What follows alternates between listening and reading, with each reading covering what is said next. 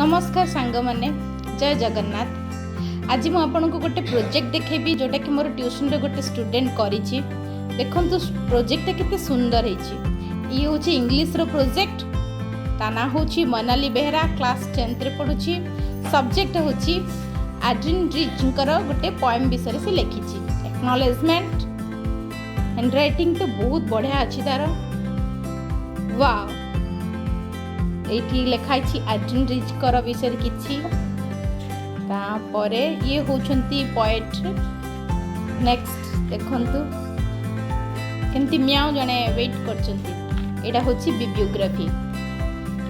Next ए project होछि social science project.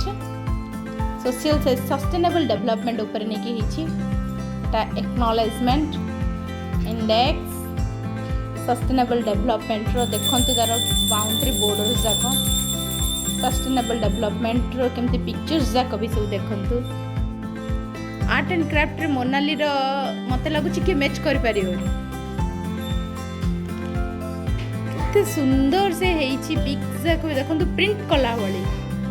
ए देखंतु ये साइड रे डाको सब प्रिंट कला वाली, बट एटा किछि भी प्रिंट हेइ।